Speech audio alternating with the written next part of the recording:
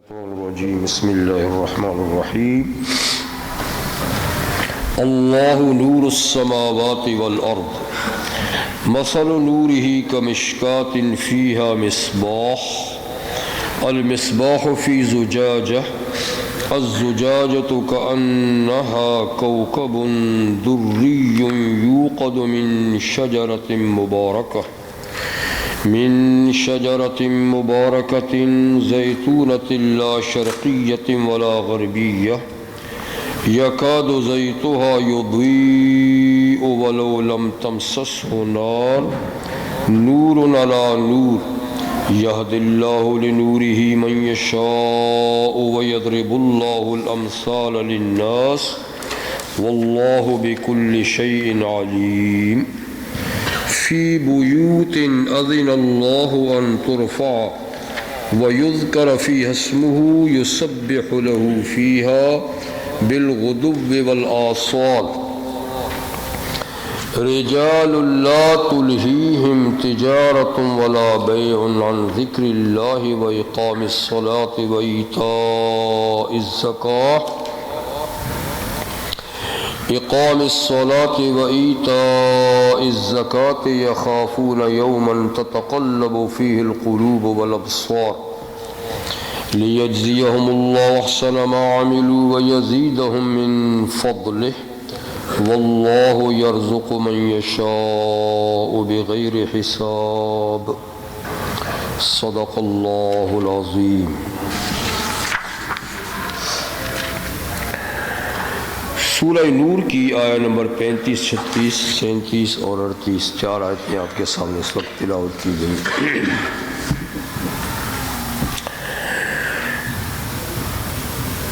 تقریباً 4 ہفتے کے بعد دوبارہ آپ سے ملاقات ہو رہی ہے، تو مختصر پیچھے کے سورت کی شروع سے جو مضمون چلا آ رہا تھا اس کا اختصار سے ذکر کر دوں تاکہ اگلے مضمون کے ساتھ اس کا تعلق جڑ جائے۔ سورہ نور کے شروع سے اللہ تعالیٰ نے حدود یعنی کچھ جرائم کی شرعی سزائیں، جو سزائیں اللہ نے جرائم کی خود مقرر کی ہیں ان کا شریعت میں نام ہے حدود، اور جن جرائم کی سزاؤں کا اختیار حکومت کو یا ججز کو دیا گیا ہے ان کا نام ہوتا ہے تعزیرات۔ تو حدود مختصر سی ہیں، ان میں سے 2 حدود اس صورت میں بیان ہوئی ہیں، حد زنا اور حد قذف۔ اس کے علاوہ لعان کا قانون بھی اللہ نے بیان فرمایا، اور عفق کا وہ واقعہ جو سیدہ عائشہ صدیقہ رضی اللہ تعالیٰ عنہ کے خلاف منافقین نے ایک بہت بڑا جھوٹ گھڑا تھا، اس کی تفصیل سے اللہ تعالیٰ نے ذکر فرمایا، اور حضرت صدیقہ کی برات کا اظہار فرمایا۔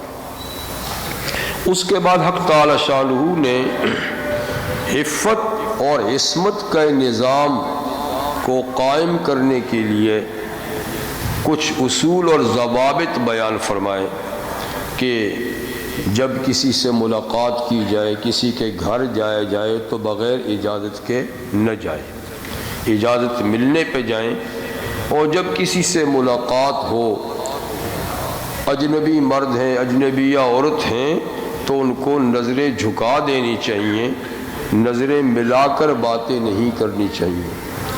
اور اسی طریقے سے فرمایا کہ اپنے محرم لوگوں کے علاوہ خواتین کو اپنی زینت کا اظہار کسی کے سامنے نہیں کرنا چاہیے، اس لیے کہ یہ ساری چیزیں جو ہیں یہ اس گناہ تک رسائی کا ذریعہ ہیں جس کی پاداش میں سخت ترین سزا یعنی حد زنا جو 100 کوڑے یا سنگساری کی سزا ہے وہ پھر ملتی ہے۔ اور اس کے ساتھ ساتھ اللہ تعالیٰ نے پھر یہ بھی فرمایا کہ عصمت اور عفت کو بچانے کے لیے چاہیے کہ جن لوگوں کے نکاح نہیں ہوئے ان کے نکاح کرا دیے جائیں۔ اور جو نکاح کی استطاعت نہیں رکھتے ان کو تا وقت کہ وہ استطاعت ان کو حاصل ہو جائے اپنے آپ کو پاک دامن رکھنے کی پوری کوشش کی جائے۔ اس کے علاوہ ایک مکاتبت کا قانون بھی بیان فرمایا تھا کہ جو غلام باندیاں کتابت اپنے آقا سے کرنا چاہیں تو آقاؤں کو چاہیے کہ ان کے ساتھ عقد کتابت کر دیں، اس کی تفصیل میں بیان کر چکا ہوں۔ اور یہ بھی ارشاد فرمایا کہ جن لوگوں کی باندیاں ہیں وہ ان سے بدکاری کرا کے مال مت کمائیں، جیسے کہ کچھ منافقین اس قسم کی حرکتیں کیا کرتے تھے۔ اور آخر میں پھر اللہ تعالیٰ نے فرمایا کہ اللہ تعالیٰ نے یہ سارے قوانین تفصیل کے ساتھ تمہارے سامنے بیان کیے ہیں تاکہ تم ان کے عمل پیرا ہو۔ یہ سورت کا یعنی اختصار سے پچھلے مضامین کا بیان تھا۔ آج جو میں نے سورت کی آیت تلاوت کی ہے اس میں پہلی آیا ہے آیہ نور، جس کے نام سے یہ سورت موسوم ہے، سورۃ النور۔ آیہ نور میں اللہ تعالیٰ نے ایک تمثیل کے طور پہ، ایک مثال کے طور پر اپنے نور ہدایت جو مومن کے دل میں اللہ تعالیٰ نے ودیت رکھا ہے اس کو ایک مثال کے ساتھ بیان کیا ہے۔ لیکن یہ آیہ کریمہ قرآن حکیم کے مشکلات میں سے ایک آیہ کریمہ ہے، یعنی چند ایک مقامات قرآن حکیم کے ایسے ہیں کہ جن کو مشکلات قرآن کہا جا سکتا ہے، یعنی جن کی تفسیر کوئی اتنی سہل اور اتنی آسان نہیں، انہی میں سے یہ آیہ نور بھی ہے، کیونکہ اس میں اللہ تعالیٰ نے اپنے آپ کو آسمان اور زمین کا نور قرار دیا ہے۔ اللہ نور السماوات والارض۔ اب اس کی حقیقت کیا ہے تو اس کی وضاحت میں مفسرین نے بہت لمبی چوڑی باتیں کہی ہیں، بلکہ اس ایک آیت کی تفسیر میں مستقل کتابیں بھی تصنیف کی گئی ہیں۔ امام غزالی رحمہ اللہ نے مشکات الانوار کے نام سے مستقل اس ایک آیت کی تفسیر پہ یعنی کتاب لکھی ہے۔ ایسے ہی اور کئی حضرات نے، اور جنہوں نے مستقل کتاب نہیں بھی لکھی تو انہوں نے بھی اس پر کافی تفصیلی گفتگو کی ہے، تو ہم اتنی لمبی چوڑی باتوں میں جانے والے نہیں ہیں، لیکن جو آسان ترین سی بات ہوگی انشاءاللہ وہی تھوڑی سی مختصر آپ کے سامنے ذکر کروں گا۔ نور اصل میں کہتے ہیں لائٹ کو، روشنی کو، جی، اور قرآن حکیم میں یہ لفظ بارہا آیا ہے، احادیث میں بھی یہ لفظ آیا ہے۔ خود قرآن حکیم کو بھی نور کہا گیا ہے، اور قرآن حکیم کے ناموں میں سے ایک نام نور ہے۔ وَأَنزَلْنَا إِلَيْكُمْ نُورًا مُبِينًا، ہم نے تمہاری طرف نور مبین نازل کیا ہے، یعنی قرآن حکیم۔ اور سورۃ المائدہ میں تورات کو بھی نور کہا ہے، فیہا ھدی و نور، اور انجیل کو بھی نور کہا ہے کہ فیہا ھدی و نور، کہ تورات اور انجیل میں ہدایت کی باتیں اور اللہ کی طرف سے نور اور روشنی ہے۔ اسی طریقے سے حدیث میں نماز کو بھی نور کہا ہے، الصلاۃ نور المومن، نماز مومن کے لیے نور ہے۔ تو خیر قرآن حکیم میں اور احادیث میں نور کے کوئی 32 معنی آئے ہیں، یعنی 32 چیزوں پر نور کا اطلاق ہوا ہے، تو لیکن اس کا لغوی معنی کیا ہے؟ روشنی۔ اب یہاں یہ کہ اللہ نور السماوات والارض، اللہ تعالیٰ آسمانوں اور زمین کے نور ہیں، اس سے کیا مراد ہے؟ تو پہلی بات یہ ہے کہ امام الہند حضرت شاہ ولی اللہ محدث دہلوی رحمہ اللہ فرماتے ہیں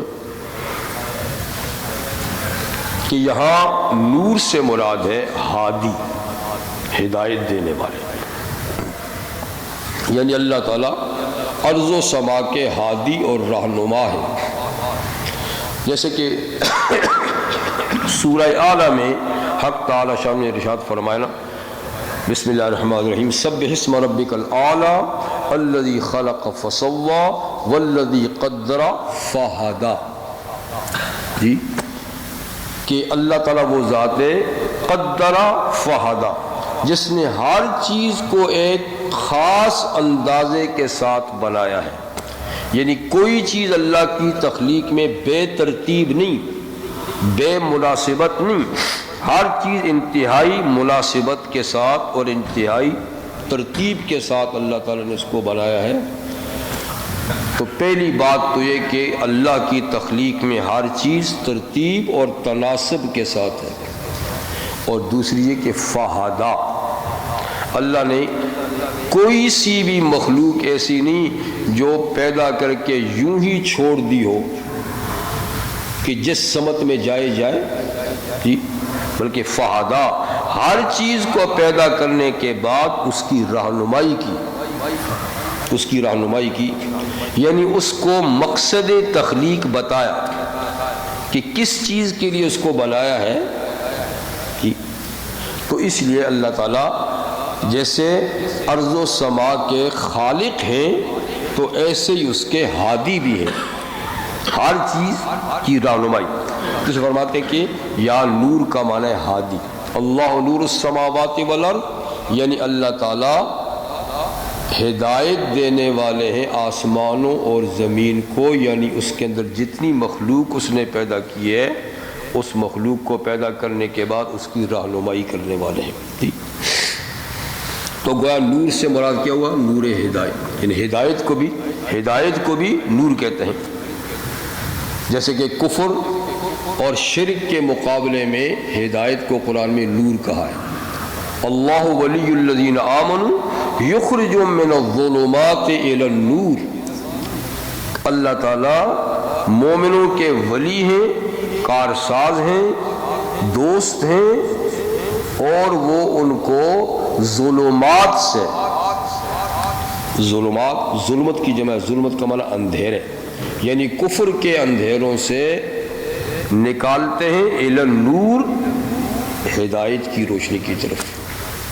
تو ہدایت پر بھی نور کا اطلاق ہوتا ہے. جی تو خیر شاہ صاحب کے قول کے مطابق کیا ہے؟ نور کا معنی یہاں ہادی ہے. جی اور قاضی تفسیر مظہری والے قاضی صلاح اللہ پانی پتی رحمہ اللہ، وہ نور کا معنی کرتے ہیں کہ یہ اللہ تعالیٰ کے صفاتی ناموں میں سے ایک نام ہے. جیسے ہادی اللہ تعالیٰ ہادی ہیں، ایسے ہی اللہ تعالیٰ نور بھی ہیں. یعنی ایک تو اللہ تعالیٰ کے اسماء حسنہ ہے نا 99، ان میں تو خیر نور کا لفظ نہیں ہے، لیکن یہ آپ مت سمجھیے کہ صرف 99 ہی نام ہے اور اس کے علاوہ اللہ تعالیٰ کے اور صفاتی نام نہیں. اللہ تعالیٰ کے تو بے شمار صفاتی نام اور بھی ہیں، جن میں سے 99 ایک حدیث میں گن کے بتائے گئے ہیں، لیکن 99 کے علاوہ اور بھی اللہ تعالیٰ کے کئی نام ہیں جو پچھلی آسمانی کتابوں میں یا انبیاء کرام کو یا اللہ تعالیٰ نے فرشتوں کو تعلیم فرمائے یا حدیث میں کہیں آئے ہیں. جی اور اس طریقے سے کتنے ہی اللہ تعالیٰ کے ایسے آسامی اور نام ہیں جو کسی کو نہیں بتائے گئے، اور جب دنیا سے جائیں گے تو اللہ تعالیٰ پھر اس وقت وہ اپنے نام بتائیں گے. جیسے کہ اس حدیث میں ذکر ہے کہ جس میں نبی کریم صلی اللہ علیہ وسلم کو قیامت کے دن مقام محمود پہ فائز کیا جائے گا، جہاں آپ اللہ تعالیٰ کے سامنے سجدہ ریز ہوں گے، اور اس سجدے کی حالت میں حضور فرماتے ہیں کہ مجھے اللہ تعالیٰ اپنے ایسے نام بتائیں گے جو ابھی تک نہیں بتائے. ان ناموں سے میں اللہ تعالیٰ کی حمد و ثنا کروں گا، اور پھر اللہ تعالیٰ مجھ سے کہیں گے کہ سر اٹھا اور سفارش کر، آپ کی سفارش قبول کی جائے گی، اور مانگیے آپ کا مطلب پورا کیا جائے گا. تو گویا اللہ تعالیٰ کے ناموں کی تفصیلات بہت طویل ہیں. تاہم ایک حدیث میں 99 بتائے گئے ہیں کہ جنہوں نے ان ناموں کو یاد کیا تو اللہ تعالیٰ اس کے طفیل اس کو جنت میں داخل فرمائیں گے۔ تو خیر قاری صاحب فرماتے ہیں کہ اللہ تعالیٰ کے ناموں میں سے ایک نام نور بھی ہے، لیکن یہاں یہ نور کا لفظ جو ہے یہ اسم فاعل جو عربی گرامر کا ایک لفظ ہے، اسم فاعل، یہ اس کے معنی میں ہے، یعنی نور نور کے معنی میں نہیں، نور منور کے معنی میں ہے۔ نور یہاں منور کے معنی، یعنی اللہ نور السماوات، یعنی اللہ منور السماوات والارض۔ تو منور کا معنی ہے روشن کرنے والا، نور کا معنی ہے روشن روشن، اور منور کا معنی روشن کرنے والا۔ تو اللہ نور السماوات والارض، تو وہ کہتے ہیں ہادی کی طرح نور بھی اللہ تعالیٰ کے صفاتی نام میں سے ہے، اس لیے ٹھیک ہے اللہ نور السماوات والارض، اللہ تعالیٰ کے جیسے اور صفاتی نام ہیں اس طریقے سے نور بھی ہے صفاتی ناموں میں سے ہے۔ اور امام غزالی رحمہ اللہ فرماتے ہیں کہ یہاں نور جو ہے یہ موجد کے معنی میں ہے، وہی مطلب اس کا بھی وہی ہے، یعنی منور، اور منور کا معنی ہے کیونکہ نور لغوی لحاظ سے، عربی زبان کے لحاظ سے نور کہتے ہیں اس کو الظاہر بنفسہ والمظہر لغیرہ۔ نور کس کو کہتے ہیں؟ الظاہر بنفسہ والمظہر لغیرہ، یعنی جو بذات خود ظاہر ہو اور دوسروں کو ظاہر کر دے، جو خود روشن ہو اوروں کو روشنی دے دے۔ تو کہتے ہیں کہ اس کا معنی ہے یعنی موجد، یعنی جو خود موجود ہے اوروں کو وجود بخشنے والا ہے۔ نور کا معنی امام غزالی رحمہ اللہ کے قول کے مطابق الظاہر بنفسی، یعنی جو موجود ہے خود اور اس کا وجود اصلی ہے، اس کا وجود کسی کا دیا ہوا نہیں ہے، لیکن والمظہر لغیرہ، یعنی موجد لغیرہ، باقی ساری کائنات کو وجود بخشنے والا ہے۔ تو اللہ نور السماوات کا معنی کیا ہے؟ یعنی موجد السماوات والارض، اللہ تعالیٰ زمین و آسمان اور اس کے اندر کل کائنات کو وجود دینے والا ہے۔ تو اللہ خود موجود ہے اور باقی کائنات کو وجود دینے والا ہے۔ حاصل ان ساری باتوں کا ایک ہوا کہ کائنات کے موجد بھی اللہ ہیں، کائنات کے رہبر و رہنما بھی اللہ تعالیٰ ہے۔ تو اللہ نور السماوات والارض۔ حضرت عبداللہ ابن عباس رضی اللہ تعالیٰ عنہ کے قول کا حاصل بھی یہی ہے کہ یہاں نور بمعنی ہادی ہے، کہ کائنات کے ذرے ذرے کو اللہ تعالیٰ نے ہدایت وجود بھی دیا، اور وجود دینے کے بعد اللہ تعالیٰ نے اس کے مقاصد بھی اس کو بتائے کہ ہر چیز کا مقصد وجود کیا ہے۔ تو اب ساری چیزیں مقصد وجود پورا کر رہی ہیں۔ جہاں تک انسان اور جنات کا تعلق ہے، یہ بھی موجودات میں سے ہیں، لہذا ان کو بھی وجود بخشنے کے بعد اللہ تعالیٰ نے ان کو بھی رہنمائی کی ہے۔ جیسے سورہ بلد میں فرماتے ہیں وَهَدَيْنَاهُ النَّجْدَيْنِ، ہم نے اس کو دونوں رستے بتا دیے ہیں، انسان کو ہم نے دونوں رستے بتا دیے ہیں۔ اس کے بعد کی صورت میں بھی ہے فَأَلْهَمَهَا فُجُورَهَا وَتَقْوَاهَا، کہ انسان کا نفس اللہ نے پیدا کیا، دل پیدا کیا، فَأَلْهَمَهَا فُجُورَهَا وَتَقْوَاهَا، پھر اس کے فسق و فجور کے کام اور تقوی اور طہارت کے کاموں کا الہام بھی اس میں کر دیا کہ یہ کام فسق و فجور کے ہوں گے اور یہ کام تقوی اور طہارت کے ہوں گے، اب تیری مرضی ہے اس رستے پہ چل یا اس رستے پہ چل۔ تو ہدیناہ النجدین کا معنی بھی یہ ہے کہ نیکی بدی کے دونوں رستے ہم نے اس کو دکھا دیے ہیں۔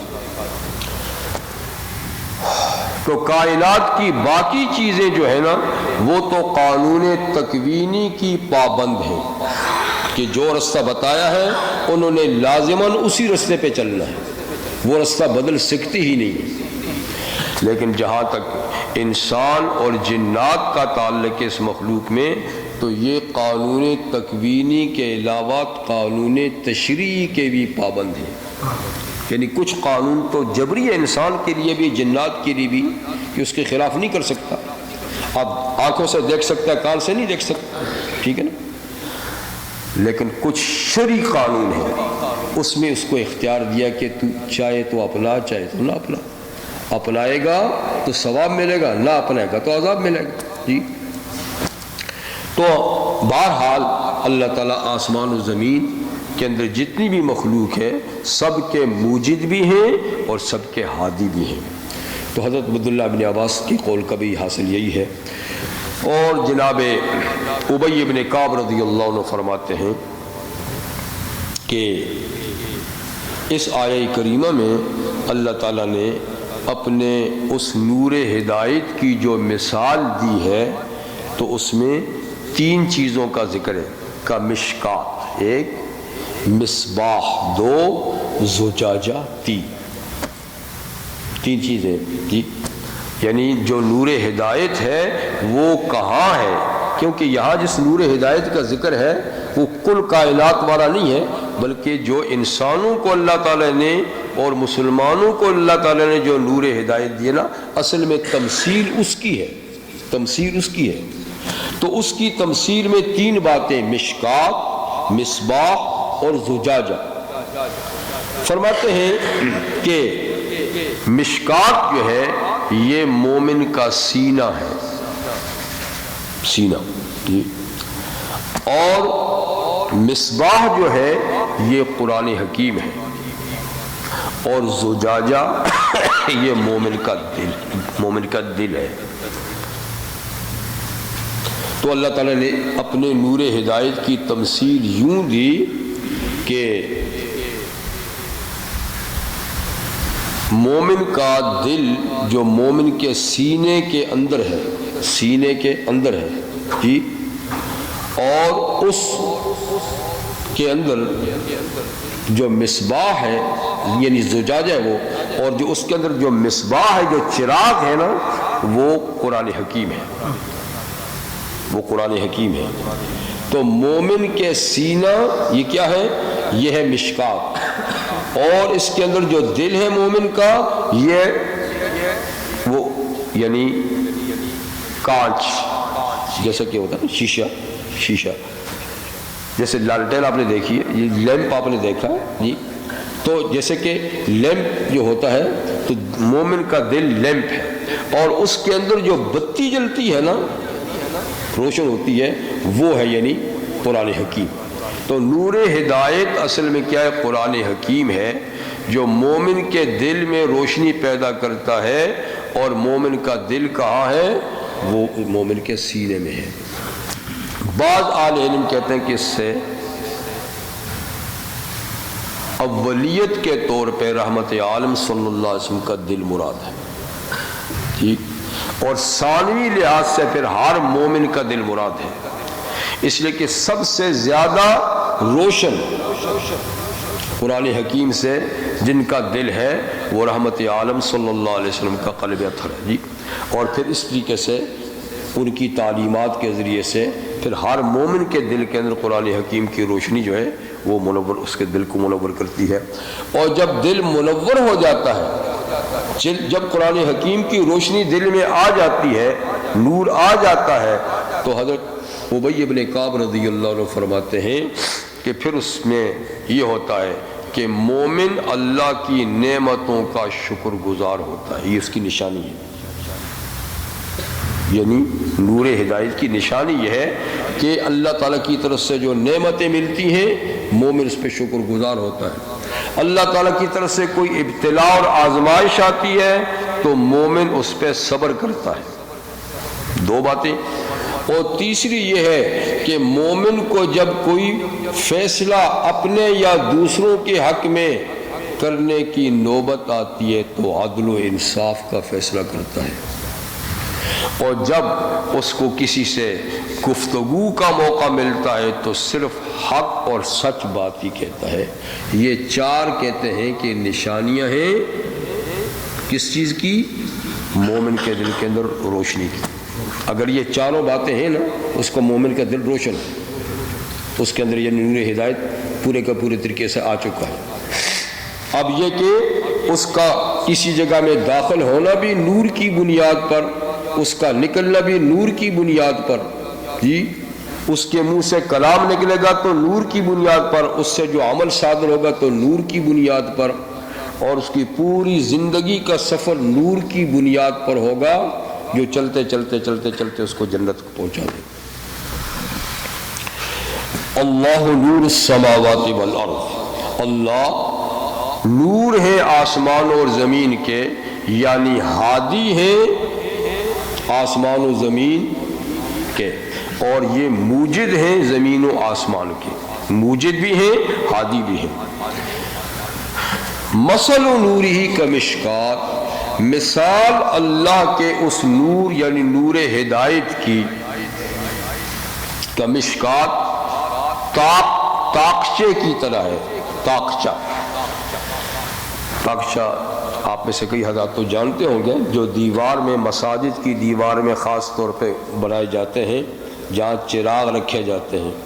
اب تو لائٹیں ہو چکی ہیں نا، پہلے زمانے میں جب چراغ رکھے جاتے تھے تو دیوار میں چھوٹی سی جگہ محراب کی شکل کی بنا دی جاتی تھی، اور اس کے اندر چراغ رکھا جاتا تھا، اس کو کہتے ہیں مشکات، جی چراغ رکھنے کی جگہ دیوار کے اندر، جی کمشکات فیہا مصباح، کہ اس تاقچے میں چراغ ہو، اس تاقچے میں چراغ ہو، اور المصباح فی زجاجہ، وہ چراغ بھی شیشے میں ہے، ایک تو خالی ہے نا، خالی چراغ دیا رکھ دیتے تھے، اور ایک ایسا نہیں لیمپ کی شکل میں، لیمپ کی شکل، جی قندیل کی شکل میں، فی زجاجہ، الزجاجۃ کأنہا کوکب دری، اور وہ جو کانچ ہے یعنی وہ جو شیشہ ہے وہ بھی ایسا موٹے قسم کا یا گدلے قسم کا نہیں، الزجاجہ یعنی وہ جو شیشہ ہے جس کے اندر وہ چراغ ہے، کأنہا کوکب دری، جیسا کہ وہ چمکدار ستارہ ہے، جیسے کہ چمکدار ستارہ ہے، یعنی بالکل وہ صاف، اس کے اندر کوئی داغ دھبا نہیں، بالکل، کیونکہ داغ دھبا تو پھر اس کی روشنی بھی اتنی زیادہ باہر نہیں جاتی اچھی طریقے سے، لیکن جو بالکل صاف ہو تو اس کی ایک دم اس کی لائٹ باہر جاتی ہے۔ اچھا، یہ تو ہو گیا کہ چراغ کہاں رکھا ہوا ہے؟ تاقچے میں، جی، اور چراغ بھی کس میں ہے؟ گلاس میں ہے، اور گلاس بھی کہ صفائی و ستھرائی میں کیسا ہے؟ شفافیت میں، جیسے کہ چمکدار ستارہ۔ اب ظاہر بات ہے کہ وہ جو چراغ ہوتا ہے تو وہ آئل سے جلتا ہے۔ اب آئل کی تعریف اللہ فرماتے ہیں، یوقد من شجرۃ مبارکہ، کہ وہ چراغ جلایا جاتا ہے ایک بابرکت درخت کے آئل سے، اور بابرکت درخت کون سا؟ زیتونہ، زیتون کا درخت، زیتون کا بابرکت جو درخت ہے اس کے تیل سے وہ چراغ جلایا جائے۔ اسی کے تیل تو کئی قسم کے ہوتے ہیں، لیکن سب سے زیادہ بابرکت جو تیل ہے وہ زیتون کے درخت کا تیل ہے، اور وہ اپنی شفافیت کے لحاظ سے اتنا شفاف ہے کہ باقی آئل جو ہے نا اس کے مقابلہ نہیں کرتے۔ لیکن صرف ہر زیتون کا تیل بھی نہیں، ہر زیتون کے درخت کا تیل بھی نہیں، لا شرقیت ولا غربیہ، ایسا زیتون کا مبارک درخت جو نہ تو صرف مشرقی سمت میں ہے کہ صرف صبح کی دھوپ اس پہ لگتی ہے، شام کی نہیں لگتی، اور لا غربیہ، نہ وہ مغربی سمت میں ہے کہ صبح کی دھوپ نہیں لگتی صرف شام کو لگتی ہے، بلکہ وہ بالکل سنٹر میں ہے، وہ درخت جو صبح سے شام تک، صبح سے شام تک دھوپ اس پہ پڑتی ہے، صرف صبح کے وقت بھی نہیں، صرف شام کے وقت بھی نہیں، صبح سے شام تک پورے دن کی دھوپ اس میں پڑتی ہے۔ تو جو زیتون کا درخت ایسی جگہ میں ہو جو صبح سے شام تک اس کی پر دھوپ پڑتی ہو، اس کے تیل کی شفافیت کا تو پھر کیا کہنا۔ یعنی عام درختوں یعنی عام جو تیل ہے ان میں پھر زیتون کا تیل بہرحال اچھا بہرحال، لیکن پھر زیتون کے تیلوں میں وہ اس درخت کا تیل جو صبح سے شام تک جس پہ دھوپ پڑتی ہو، اس کی شفافیت کا مقابلہ کوئی دوسرا تیل نہیں کر سکتا۔ تو یہ چراغ جس کی مثال نور ہدایت کی دی جا رہی ہے کہ اس کے اندر جو تیل جل رہا ہے، جو اس چراغ کو روشن کر رہا ہے، وہ ایسے بابرکت زیتون کے درخت کا تیل ہے جو صبح سے شام تک اس پہ دھوپ پڑتی ہے۔ تو اس تیل کی پھر شفافیت کا کیا عالم ہے؟ فرمایا یکاد زیتها یضیء ولو لم تمسسه نار، قریب ہے کہ اس درخت کا جو تیل ہے وہ یوں ہی چمک اٹھے، یوں ہی چمک اٹھے، اگر کہ اس کو آگ نے چھوا تک بھی نہ ہو۔ یعنی یہ اتنا تیز تیل ہوتا ہے اپنی چمک دمک کے لحاظ سے کہ اگر اس کو آگ نہ بھی چھوئے نا تو جیسے کہ یہ ویسے ہی بھڑک اٹھے، اگرچہ ویسے بھڑکتے تو نہیں ہے، اس کو تو آگ لگانی پڑتی ہے، لیکن شفاف اتنا زیادہ ہے، جی شفاف اتنا زیادہ ہے۔ تو یہ گویا اس مواد کا ذکر ہوا جو اس چراغ کے اندر جل رہا ہے، ٹھیک۔ یہ ہے تمثیل کس بات کی؟ اللہ تعالیٰ کی طرف سے جو مومن کے دل میں نور ایمان آتا ہے اس کی یہ ہے تمثیل، اتنی لمبی چوڑی تمثیل، جی۔ اور پھر فرماتے ہیں نور علی نور، نور علی نور۔ جب تیل کا یہ عالم ہے اور اس تیل پہ جب یعنی آگ لگ جائے تو نور علی نور، جیسے کہ روشنی پہ روشنی آ گئی، روشنی پہ روشنی آ گئی۔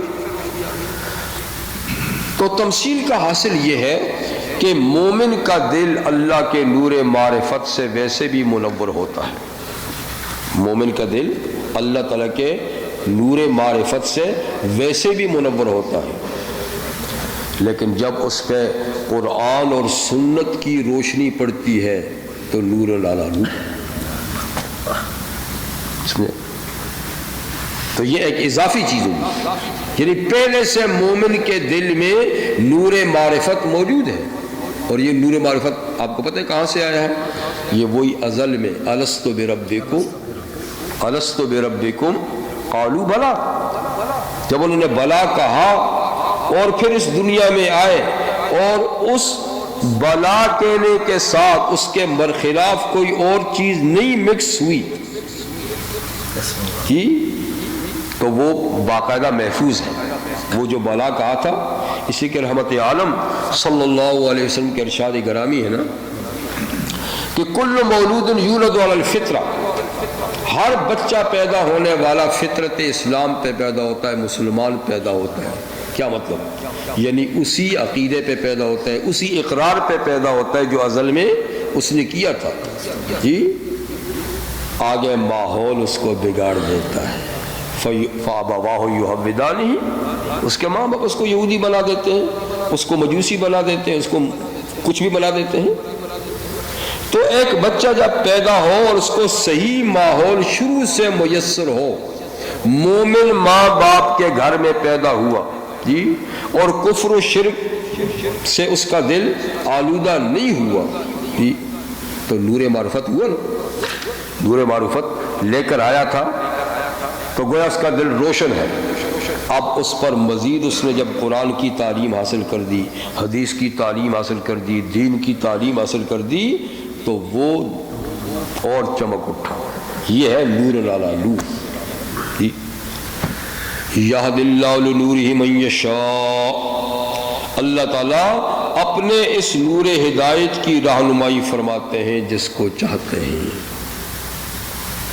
کہ پہلے سے جو لے کر آیا تھا وہ سلامت رہا، پھر آگے اس کو توفیق ملی قرآن اور سنت سے، اس کو اور زیادہ روشنی دی جی، اور نور لالا نور، اس کا نور بڑھتا گیا۔ اللہ تعالیٰ اپنے اس نور کے لیے جس کو چاہتے ہیں ہدایت دیتے ہیں۔ وَيَضْرِبُ اللَّهُ الْأَمْثَالَ لِلنَّاسِ وَاللَّهُ بِكُلِّ شَيْءٍ عَلِيمٌ، اور اللہ تعالیٰ ایسی مثالیں بیان فرماتے ہیں لوگوں کے لیے، اور اللہ سب کچھ جاننے والے ہیں۔ تو یہ مختصر سے سلسلے میں نے آپ کے سامنے ذکر کیا، ورثہ مشکلات قرآن میں سے ہے یہ، لیکن بہرحال یہاں سے نور سے کیا مراد ہے؟ نور ہدایت جی، جو اللہ تعالیٰ نے ہر قلب مومن کے اندر اس کو ودیت رکھا ہے، اور پھر قرآن اور حدیث کے ذریعے سے اس کو جلا دی، اور جلا دینے کے بعد وہ بڑھتا گیا، نور علی نور ہوتا گیا۔ یہ تو ایک تمثیل تھی، ٹھیک ہے نا، نور ہدایت کی۔ آگے فی بیوت اذن اللہ،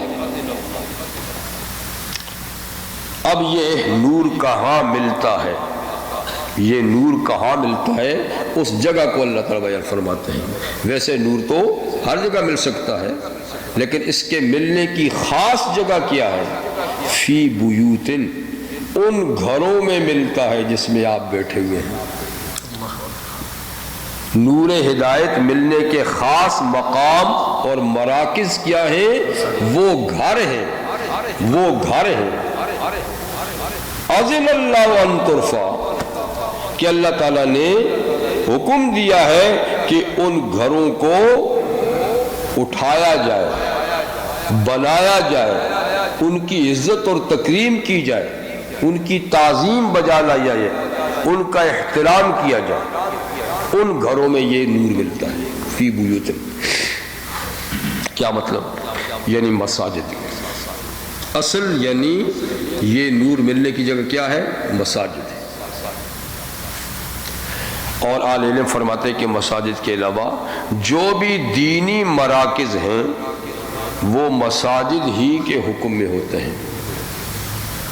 جو بھی دینی مراکز ہیں، مدارس ہیں جی، اور جو اصلاحی مراکز جہاں دین کے کام ہوتے ہیں، وہ مساجد کے حکم میں ہیں کہ ان کی تعظیم و تکریم بجا لائی جائے، ٹھیک۔ لیکن اصل مرکز جو ہے وہ مسجد ہی ہے۔ تو فی بیوت اذن اللہ ان ترفع ویذکر فیہا اسمہ یسبح لہ فیہا بالغدو والآصال رجال لا تلہیہم۔ اذن اللہ، یا اذن کا اصل لغوی معنی تو نے اجازت، اذن سے نا، لیکن اس کا معنی ہے حکم۔ اذن اللہ یعنی امر اللہ ان ترفع، کہ اللہ نے حکم دیا ہے کہ ان کو اٹھایا جائے۔ تو رفع کا معنی ہے، ایک ہوتا ہے نا اٹھانا، اٹھانے کا ایک مطلب ہوتا ہے نا بنیادیں اٹھانا، جس کا دوسرا معنی ہے تعمیر، کہ اللہ نے حکم دیا ہے کہ مسجدیں بنائی جائیں۔ اللہ نے حکم دیا ہے کہ ایسے گھر بنائے جائیں جہاں نور ہدایت حاصل ہو اور نور ہدایت کو ترقی دی جائے، ان کو باقاعدہ بنایا جائے۔ اس کا دوسرا لفظ تعمیر ہے، ٹھیک۔ اور اللہ تعالیٰ سورہ توبہ میں ارشاد فرماتا ہے انما یامر مساجد اللہ، انما یامر مساجد اللہ من آمن باللہ والیوم الآخر، کہ اللہ کی گھروں کو وہی لوگ تعمیر کرتے ہیں جو اللہ پر اور یوم آخرت پر ایمان رکھتے ہیں۔ گویا مساجد کی تعمیر یہ ایمان باللہ اور ایمان بالیوم الآخر کی ایک نشانی ہے، علامت ہے، ظاہری علامت ہے جی۔ کہ عام طور پر جو لوگ مساجد بناتے ہیں وہ نیک نیتی سے بناتے ہیں، ان کا مقصد جو ہے وہ اللہ تعالیٰ کی رضا جوئی ہوتی ہے، ہدایت کا مرکز بنانا ہی ان کا مقصود ہوتا ہے جی۔ اللہ یہ کہ کوئی بدنیتی سے بھی بنا لیتا ہے، نام و نبوت کے لیے بھی بنا دیتا ہے، لیکن عام طور پہ ایسا نہیں ہوتا۔ اسی لیے مساجد کی تعمیر کو ایمان کی نشانی قرار دیا گیا ہے۔ اور ایک حدیث میں رحمت عالم صلی اللہ علیہ وسلم کے ارشاد گرامی ہے کہ جب تم ان لوگوں کو دیکھو جو مسجدوں میں آتے جاتے ہیں تو ان کے ایمان کی شہادت دو. تو تعمیر کا ایک مطلب ہے نا بلڈنگ کھڑی کرنا، اور تعمیر کا ایک مطلب ہے وہ مقصد پورا کرنا جو اس تعمیر سے ہے، جو اس بلڈنگ سے ہے. یعنی اس کے اندر نماز پڑھنا، اس کے اندر درس و تدریس ہونا، اس کے اندر ذکر و اذکار ہونا، اس کے اندر اعتکاف کرنا، عبادت کرنا ہر قسم کی. تو یہ ہے معنوی تعمیر، روحانی تعمیر، یعنی مقصد مساجد کے بنانے کا. اور ایک ہے اس کی ظاہری تعمیر، اس کے لیے بلڈنگ کھڑی کرنا. تو تعمیر سے دونوں تعمیریں مراد ہیں. تو بہرحال مساجد کی تعمیر یہ ایمان کی نشانی ہے، چاہے وہ تعمیر بلڈنگ کی شکل میں ہو کوئی کر رہا ہے، یا اس کے اندر عبادات کے ذریعے سے کر رہا ہے، آ جا رہا ہے. تو یہ نشانی اس بات کی کہ یہ شخص مومن ہے. رحمت عالم صلی اللہ علیہ وسلم کے ارشاد گرامی ہے کہ اذا مررتم بریاض الجنہ فرتعوا، جب تم جنت کے باغوں سے گزرو تو کچھ چر چگ لیا کرو، کچھ کھا پی لیا کرو. صحابہ نے عرض کیا کہ حضور دنیا میں جنت کی باغ کہاں اور اس میں کچھ کھا پی لینے کا کیا مطلب؟ تو حضور صلی اللہ علیہ وسلم نے ارشاد فرمایا کہ اس سے مراد ہے مساجد.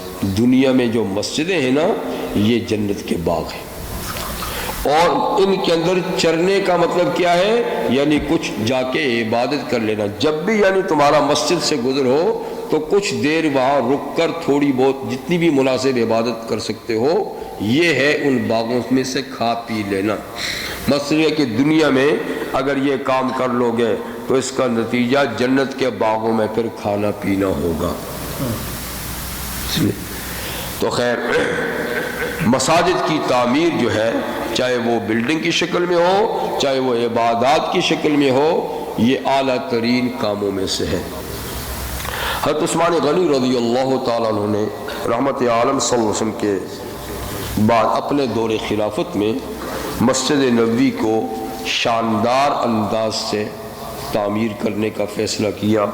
تو کچھ حضرات نے اس پر اعتراض کیا کہ آپ حضور صلی اللہ علیہ وسلم کے زمانے کی اس مسجد کو تبدیل کر رہے ہیں، یہ بات اچھی نہیں ہے. خیر انہوں نے ارشاد فرمایا کہ بھائی یہ کہ میں تم سے کوئی چندہ تو نہیں لے رہا، میں اپنے ذاتی حلال مال سے بنا رہا ہوں، ٹھیک ہے. اور پھر یہ کہ اب ظاہر بات ہے کہ نبی کریم صلی اللہ علیہ وسلم کے زمانے کی مسجد جو ہے ساری زندگی تو نہیں قائم رہ سکتی، اس میں تو تبدیل تو آئے گی وقت کے لحاظ کے ساتھ. پہلی مسجد بوسیدہ ہوگی، پرانی ہوگی، گرے گی، ٹوٹ پھوٹ ہوگی.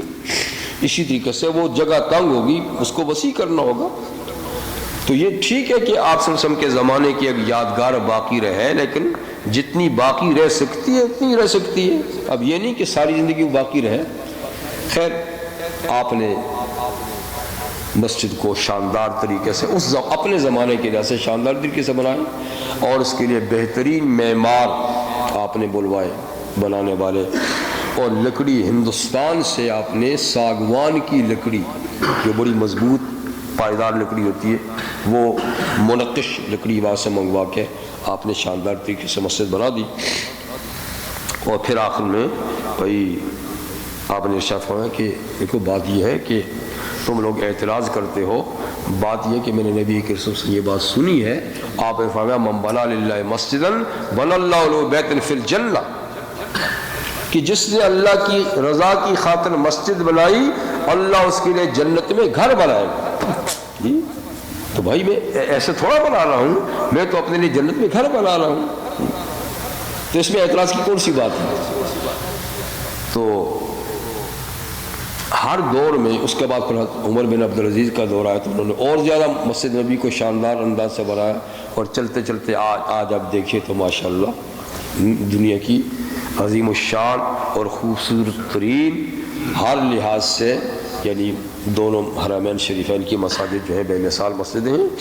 تو ہر دور میں مسلمانوں نے یعنی مساجد کی تعمیر کا خاص طور پہ خیال رکھا اور اس میں دلچسپی لی. لیکن اس کے ساتھ یہ ضروری ہے کہ جو اصل اغراض اور مقاصد ہیں مساجد کے نا وہ بھی ساتھ ساتھ پورے ہوتے رہیں. لیکن آج کچھ نقطہ نظر تبدیل ہوتے جا رہے ہیں. ظاہری ٹیپ ٹاپ جو ہے اس کی پر تو زیادہ توجہ دی جا رہی ہے، لیکن جو اصل مقاصد ہیں اس کی طرف توجہ ذرا کم دی جا رہی ہے. تو یہ بات اچھی نہیں ہے. زیادہ سے زیادہ مساجد کی رونق کو نمازیوں سے، عبادات سے کرنی چاہیے، کیونکہ رحمت عالم صلی اللہ علیہ وسلم کا یہ بھی ارشاد گرامی ہے کہ ایک وقت آئے گا کہ مساجد معامرۃ و یا خراب من الہدی، کہ مسلمانوں کی مسجدیں بظاہر تو خوب اچھی خوشنما تعمیر شدہ ہوں گی، لیکن ہدایت کے کاموں سے وہ خالی ہوں گی، ہدایت کے کام اس کے اندر نہیں ہوں گے. یعنی وہ کام ہوں گے جو نہ ہونے چاہیے تھے، جو ہونے چاہیے تھے وہ نہیں ہوں گے. اب صورتحال آہستہ آہستہ ایسی ہو رہی ہے. اللہ کرے کہ ہماری مساجد اسلاف کے مساجد کی یعنی نمونے کے مطابق ہوں. تو خیر یہ بہت اونچا کام ہے اس لحاظ سے کہ اللہ تعالیٰ کے نور ہدایت کے ملنے کے اور اس کے ترقی پانے کے اصل مراکز کیا ہیں؟ وہ مساجد ہیں. مساجد چونکہ ان کی نسبت اللہ تعالیٰ کی طرف ہے جی، اور ان کا ایک خاص مقام ہے. اس لحاظ سے امام قرطبی رحمۃ اللہ علیہ حضرت انس بن مالک رضی اللہ تعالیٰ سے ایک روایت کرتے ہیں کہ نبی کریم صلی اللہ علیہ وسلم نے ارشاد فرمایا، حق تعالی شانہ فرمایا، یعنی حضور صلی اللہ علیہ وسلم فرماتے ہیں کہ من احب اللہ، حضور نے فرمایا من احب اللہ فلیحبنی. دیکھو جو اللہ سے پیار کرنا چاہتا ہے نا وہ مجھ سے پیار کرے. حضور نے فرمایا جو اللہ سے محبت کرنا چاہتا ہے وہ مجھ سے محبت کرے. یعنی حضور کی محبت کے بغیر اللہ کی محبت حاصل نہ ہوگی. یہ ایک کڑی ہے، زنجیر ہے، زنجیر کی کڑیاں ہیں. من احب اللہ فلیحبنی ومن احبنی فلیحب اصحابی. اور جو مجھ سے محبت کرنا چاہتا ہے وہ میرے صحابہ سے محبت کرے. ومن احب اصحابی فلیحب القرآن. اور جو میرے صحابہ سے محبت کرنا چاہتا ہے وہ قرآن سے محبت کرے. جو اس سے محبت نہیں کرے گا ان کو صحابہ کی محبت نصیب نہیں ہوگی. جن کو ان کی محبت نصیب نہیں ہوگی تو حضور کی نہیں ہوگی، اور جن کو حضور کی نہیں ہوگی تو اللہ کی بھی نہیں ہوگی. تو من احب اللہ فلیحبنی ومن احبنی فلیحب اصحابی ومن احب اصحابی فلیحب القرآن ومن احب القرآن فلیحب المساجد. جو قرآن سے پیار کرتا ہے اس کو مسجدوں سے پیار کرنا ہوگا. فإنها أفنية اللہ، اس لیے کہ مسجدیں اللہ کے گھر ہیں. مسجدیں اللہ تعالیٰ کے گھر ہیں. اور میمون منفیہ، مسجدیں بابرکت مقام ہیں اور جو ان میں آتا ہے وہ بھی جاتا ہے. محفوظ ملاتا، اور جو مسجدیں چونکہ محفوظ ہیں تو جو مسجد میں آتا ہے وہ بھی محفوظ ہو جاتا ہے. ہم فی صلاتہم واللہ فی حوائجہم، مسجدوں والے نمازوں میں ہوتے ہیں، اللہ ان کی ضروریات پوری کر رہے ہوتے ہیں. ہم فی مساجدہم واللہ من ورائہم، وہ اللہ کے گھروں کو آباد کرنے میں لگے ہوتے ہیں اور اللہ ان کو پیچھے سے ان کی حفاظت کر رہے ہوتے ہیں. اور کما قال النبی صلی اللہ علیہ وسلم. تو دیکھیے یہ گویا کڑیاں ہیں ایک دوسرے کے ساتھ جی. تو بہرحال مساجد کا بہت اونچا مقام ہے کیونکہ ان کی نسبت اللہ تعالیٰ کی طرف سے ہے، لہذا مساجد کے بھی آداب ہیں. مسجد میں داخل ہونے کے آداب ہیں، جانے کے آداب ہیں. اور مسجد کے آداب میں سے یہ ہے کہ جب مسجد میں آئیں اور کوئی وہاں بیٹھا ہوا ہو تو اگر وہ عبادت میں مصروف نہیں تو اس کو سلام کریں، السلام علیکم. اگر کوئی نہیں تو کہیں السلام علینا وعلی عباد اللہ الصالحین. اپنے آپ کو السلام علینا، اگر کوئی نہیں ہے مسجد خالی ہے جی، وعلی عباد اللہ الصالحین، اللہ کے وہ صالح بندے کوئی جنات یا ملائکہ ہیں ان پہ ہو گیا. باواز بلند کرنا چاہیے جی باواز بلند کرنا چاہیے. ہاں یہ باواز بلند نہیں ہے، عبادت میں تو میں یہی کہہ رہا ہوں کہ عبادت میں کوئی مصروف نہیں تب، اچھا اگر عبادت میں مصروف ہے پھر نہیں. عبادت کرنے والے کو آپ سلام نہیں کر سکتے کوئی جی. کر رہے ہیں عبادت، کوئی بیٹھے ہوئے ہیں، کوئی ایسا. اور جو پھر جو بیٹھے ہوئے ان کے پاس ان کے قریب جا کر کر دیں تاکہ دوسرے ڈسٹرب نہ ہو. اور پھر اس کے بعد دوسرا یہ ہے اگر وقت مکروہ نہیں جس میں نماز پڑھنی جائز نہیں تو 2 رکعت نماز تحیۃ المسجد، یہ بھی مسجد کے آداب میں سے ٹھیک ہے. اور یہ کہ مسجد میں ادب اور احترام کے ساتھ بیٹھا جائے جی. مسجد کے اندر خرید و فروخت یا فضول باتیں کرنے کی اجازت نہیں ہے. گمشدہ چیزیں جو مسجد کے ایریے سے باہر گمشدہ ہیں ان کا اعلان مسجد کرنے کی اجازت نہیں ہے. حضور نے فرمایا کہ جو باہر کی گمشدہ چیزوں کا اعلان مسجد میں کرتا ہے تم کہہ دو خدا تیری گمشدہ چیز واپس نہ دے، کیونکہ مسجد اس کام کے لیے تھوڑی بنائی کہ تم لوگ اس میں آ کر اجازت یعنی اعلان کر دیں پھر. ہاں جو مسجد کے احاطے ہی کے اندر گم ہو چکی ہے تو اس کا البتہ قریب کسی کو کہہ سکتے ہو کہ فلانے کی کوئی چیز مجھے ملی ہے کسی کی ہے تو لے لیں، لیکن باہر کی چیزیں پارکنگ لاٹ میں بھی آپ مسجد میں آ کر اعلان کر دیں ایسی نہیں. اسی طریقے سے اگر کوئی مسجد میں خرید و فروخت کر رہا ہے تو فرمایا کہہ دو کہ اللہ تیری اس کام میں نفع نہ دے، اس لیے کہ مسجدیں خرید و فروخت کے لیے نہیں ہیں. تو بہرحال جتنا بھی ادب احترام اس گھر کا ہو سکے وہ اس کو کرنا چاہیے جی. اسی طریقے سے یہ بھی حکم ہے کہ ایسے چھوٹے بچے جو ادب نہیں جانتے، ان کو آداب کا پتہ نہیں ہے، نمازیوں کے آگے گھومتے ہیں یا شور کرتے ہیں تو ان کو بھی مسجد میں لانے کی اجازت نہیں. ہاں جو باشعور ہو جائیں، سمجھدار ہو جائیں، جو آپ کا کہنا مانیں، کہیں بیٹھاؤ تو بیٹھ سکتے ہیں تو ٹھیک.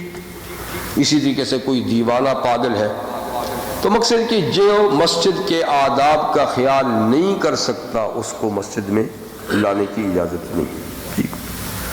اس طریقے سے اور کئی چیزیں اہل علم نے لکھی ہیں کہ جن مسجد کے آداب میں سے ان کا خاص خیال رکھنا چاہیے تاکہ مسجد کے جو برکات ہیں وہ حاصل ہوں، اور جو اصل کام مسجد کے اندر نور ہدایت حاصل ہونے کا ہے وہ حاصل ہوتا رہے.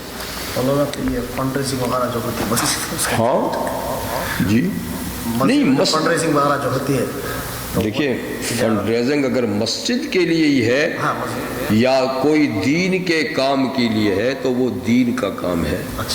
دین کا کام تو آپ کر سکتے ہیں. خود نبی کریم صلی اللہ علیہ وسلم نے جنگ تبوک کے لیے فنڈ ریزنگ مسجد میں کی تھی، کئی بار تو نہیں کی تھی. تو ایسی جو دین سے متعلق بات ہے، کسی غریب کی مدد کے لیے آپ یعنی کسی غریب کی مدد کے لیے آپ کہہ سکتے ہیں اس قسم کی جو، لیکن تجارت کا کام یا اس قسم کی دوسری چیزیں جو ہے نا ان کا اس میں اجازت نہیں ہے. فی بیوت اذن اللہ ان ترفع، یعنی یہ نور ہدایت ان گھروں میں حاصل ہوتا ہے کہ اللہ نے حکم دیا ہے کہ ان کو اٹھایا جائے، یعنی ان کو بلایا جائے اور ان کی احترام کیا جائے. وَيُذْكَرَ فِي اسْمُهُ، اور ان گھروں میں اللہ کا نام لیا جائے، ذکر کیا جائے. یسبح لہ فیہا بالغدو والآصال، کہ ان گھروں میں تسبیح بیان کرتے ہیں اس اللہ کی صبح و شام. تسبیح سے مراد نماز بھی ہوا کرتی ہے، تسبیح کا لفظ نماز کے لیے بولا جاتا ہے، یعنی صبح و شام نماز پڑھتے ہیں، یا تسبیح سے مراد ہر قسم کا ذکر بھی ہو سکتا ہے کہ تسبیح بیان کرتے ہیں اس اللہ کی مساجد میں صبح و شام. کون؟ اب ان لوگوں کی اللہ تعالیٰ تعریف بیان فرماتے ہیں کہ جو اللہ تعالیٰ کی تسبیح بیان کرتے ہیں. رجال، ایسے مرد، ایسے لوگ. دیکھیے یہاں رجال کا لفظ کہا یہ اس لیے کہ مساجد میں عبادت صرف مردوں کے لیے ضروری ہے، خواتین کے لیے ضروری نہیں. یعنی خواتین اگر آئیں اور عبادت کریں تو جائز تو ضرور ہے، لیکن افضل عبادت خواتین کی گھروں میں ہے. اس لیے اللہ تعالیٰ نے یہاں رجال کا نام لیا ہے، مومنوں کا نام نہیں لیا یا ایسا لفظ نہیں بولا کہ جس میں مرد عورتیں سب آئے، مردوں کا ذکر کیا ہے، اس لیے کہ اصل چیز جو ہے مساجد میں عبادت وہ صرف مردوں کا کام ہے، عورتوں کا کام عبادت کا گھر میں ہے۔ ہاں اگر وہ آنا چاہتی ہیں تو حضور نے فرمایا ان کو روکو نہیں، آنے رجال لا تلہیہم تجارۃ ولا بیع عن ذکر اللہ، ایسے مردان خدا صبح و شام تسبیح بیان کرتے ہیں گھروں میں کہ لا تلہیہم تجارۃ، کہ ان کو غافل نہیں کرتی تجارت، ولا بیع، اور نہ بیچنا، عن ذکر اللہ، اللہ کے یاد سے۔ اللہ کی یاد کا جب ٹائم آتا ہے تو ان کو تجارت اس سے غافل نہیں ہونے دیتی، وہ سب کچھ کو چھوڑ کے اس میں اس کے لیے آ جاتے ہیں۔ وَإِقَامِ الصَّلَاةِ، اور نماز قائم کرنے سے بھی ان کو تجارت اور بیع غافل نہیں کرتی۔ وَإِيتَاءِ الزَّكَاةِ، اور زکوٰۃ دینے سے بھی ان کو دنیا کا کاروبار غافل نہیں کرتا۔ یعنی عام ذکر و اذکار سے بھی، نماز اور زکوٰۃ سے بھی، مطلب ہے کہ شریعت کے احکامات کی پابندی سے ان کو دنیا کا کوئی کام بھی غافل نہیں بناتا۔ جب یہ کام آتے ہیں سارے کام چھوڑ کے یہ کام پہلے کرتے ہیں، اور یہ اس لیے کہ یخافون یوما تتقلب فیہ القلوب والابصار، یہ بندگان خدا اس دن سے ڈرتے ہیں جس دن دل اور آنکھیں پلٹ جائیں گی، وہ یعنی قیامت کا دن۔ تو قیامت کا دن ایسا ہے کہ یعنی نظریں جس طرف اٹھیں گی تو اٹھی رہیں گی، دل یعنی سینے سے اچھل کے یعنی ہنسلی تک آ جائیں گے، اتنا خوفناک دن ہوگا۔ تو ان کو چونکہ اس دن کی فکر ہے، اس لیے اس وجہ سے کوئی دنیا کا کام بھی ان کو آخرت کی یاد سے غافل نہیں کرتا۔ تو معلوم ہوا کہ آخرت سے آدمی جب غافل ہوتا ہے نا تو پھر دین سے بھی غافل ہو جاتا ہے، اور جو اس دن سے غافل نہیں ہوتا تو وہ دین کے کام سے بھی کبھی غافل نہیں ہو سکتا۔ تو ایسے لوگ جو اس دن کو ہر وقت پیش نظر رکھتے ہیں، اس لیے ان کو دنیا کا کوئی کام بھی اللہ کے ذکر سے یہ غافل نہیں کرتا۔ لِيَجْزِيَهُمُ اللَّهُ أَحْسَنَ مَا عَمِلُوا، تاکہ اللہ تعالیٰ ایسے لوگوں کو بدلہ دے گا بہترین اس کا، عَمِلُوا جو انہوں نے عمل کیا، بلکہ ان کے عمل سے بھی بہترین بدلہ ان کو دے گا۔ وَيَزِيدَهُم مِّن فَضْلِهِ، اور اپنے فضل سے کچھ زیادہ ہی ان کو دے گا۔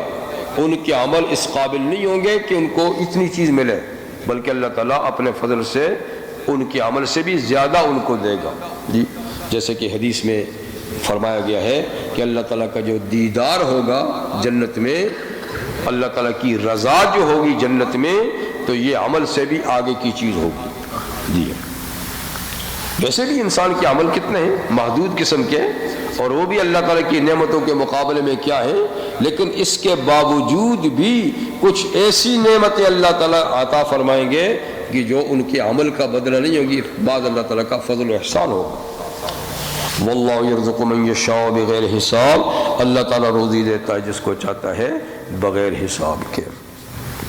سبحانک اللہم وبحمدک اشہد ان لا الہ الا انت استغفرک واتوب الیک۔